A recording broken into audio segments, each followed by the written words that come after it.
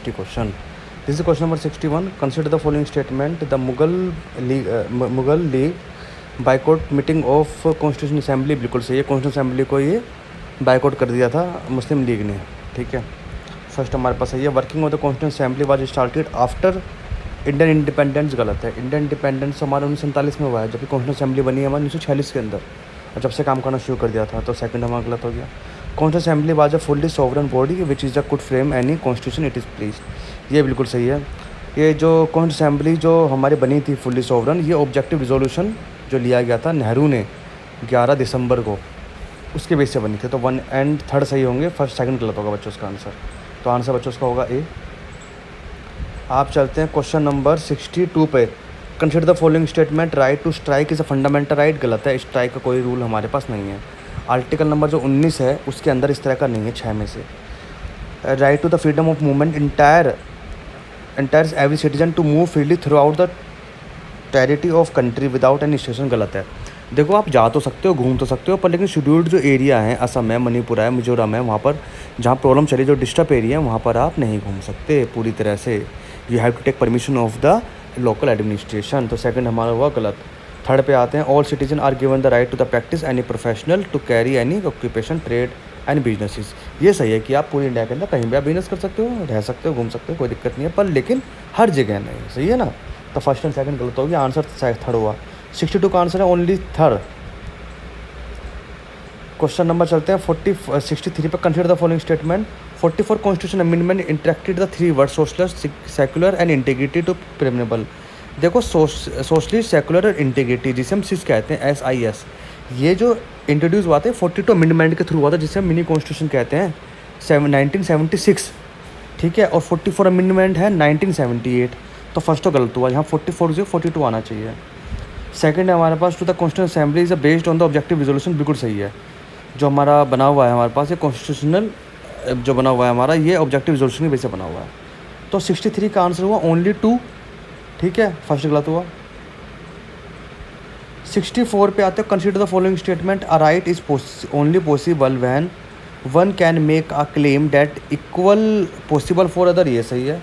Right only not only indicate what the state must do, they also suggest where the state must refrain to for doing. सही है. Fundamental right से एक तो यही भी दिखाता है कि क्या करना चाहिए. दूसरी बात ये भी तो है कि ऐसा तो नहीं है कि गवर्नमेंट की अपनी कुछ भी मर्जी हो जाए, क्योंकि फंडामेंटल राइट्स उनकी पावर को डिस्ट्रिक्ट कर देता है. किसकी पावर को?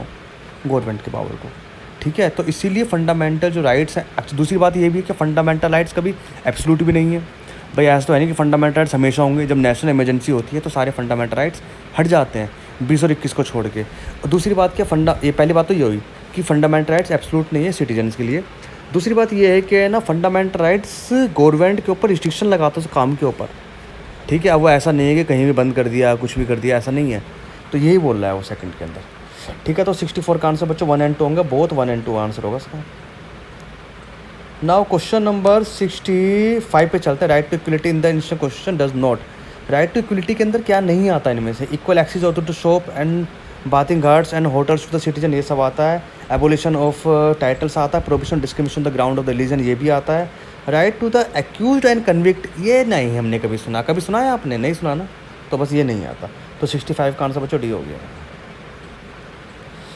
क्वेश्चन नंबर 66 पे चलते हैं. आर्टिकल नंबर 22 से रिलेटेड है.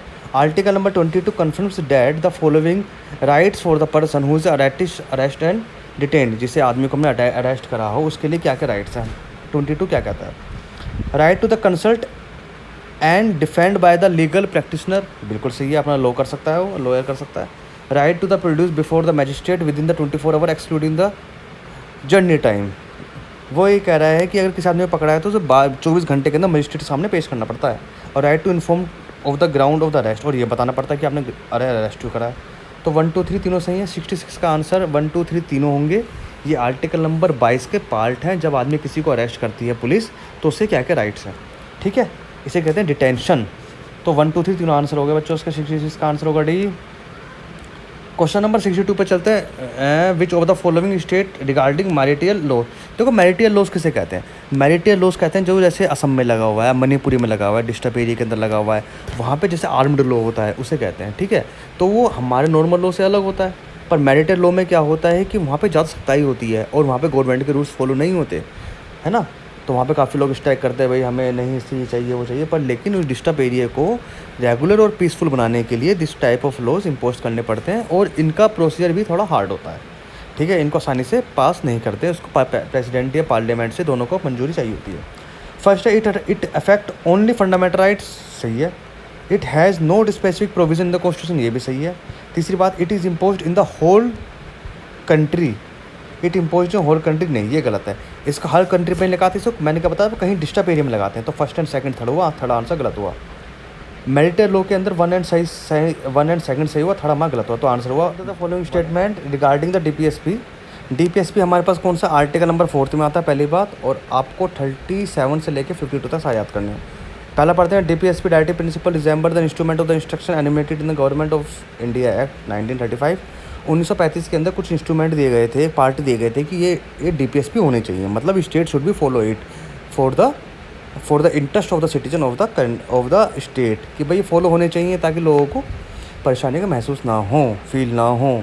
इसे कहते हैं इंस्ट्रूमेंट ऑफ इंस्ट्रक्शन, तो सही है हमारे पास फर्स्ट। हमारे पास directive principle helps in the court in examining the determination the constitution validity of the law, ये भी सही है कि भाई ये कोर्ट में हेल्प करते हैं किस चीज़ के ऊपर डिसीजन लेने के लिए।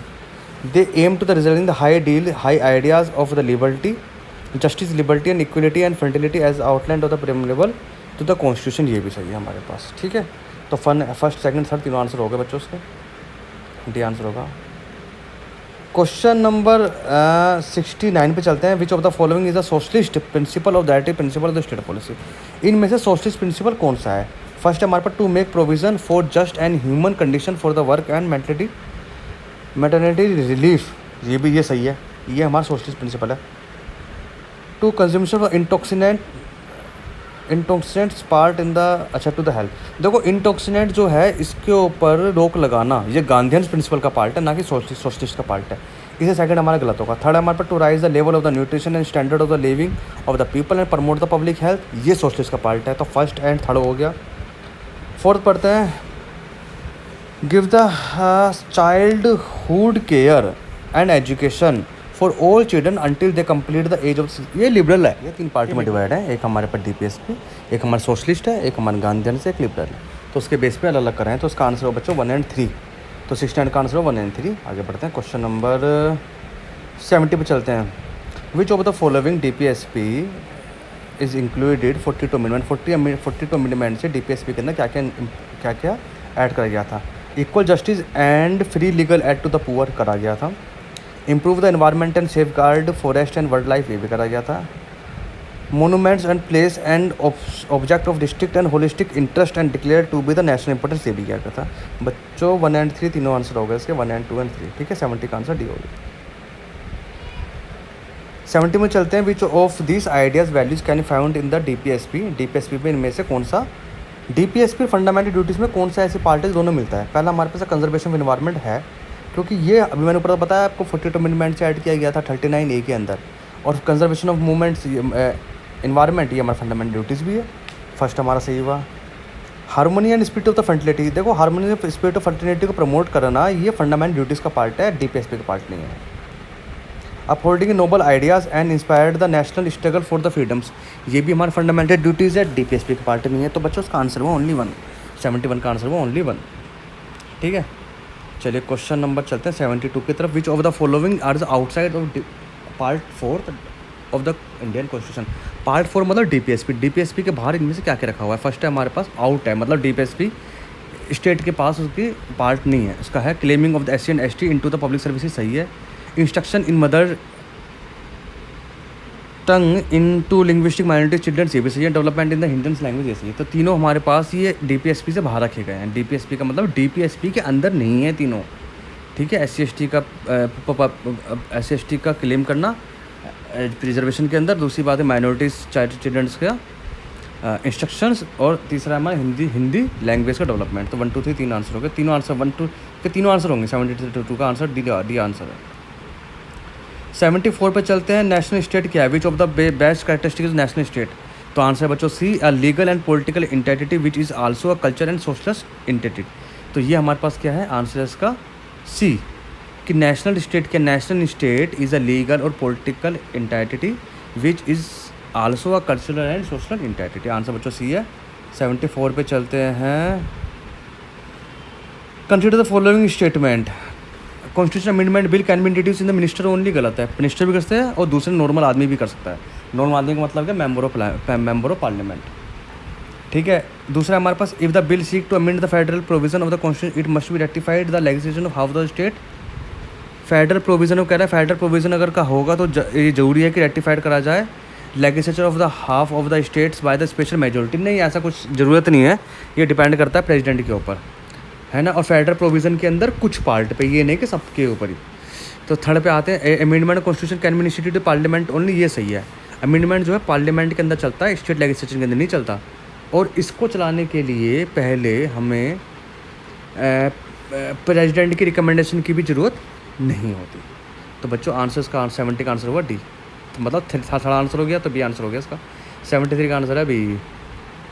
75 पे चलते हैं, which of the following is a component of the basic structures of the constitution. Basic structure constitution क्या होता है, जिनको हम चेंज नहीं कर सकते। केशवानंद भारती कैसे रिलेटेड है ये आंसर। फर्स्ट है secular character of the constitution, बिल्कुल सही है। जुडिशरी भी, ये भी सही है। रूल्स ऑफ द लॉ, ये भी सही है। Principal of the regional lands, ये भी सही है। ऑल आंसर होंगे। 75 का आंसर है ऑल। 76 हो गया। ठीक है, चलिए आगे बढ़ जाते हैं। चलिए 75 हो गया। Thank you for the watching.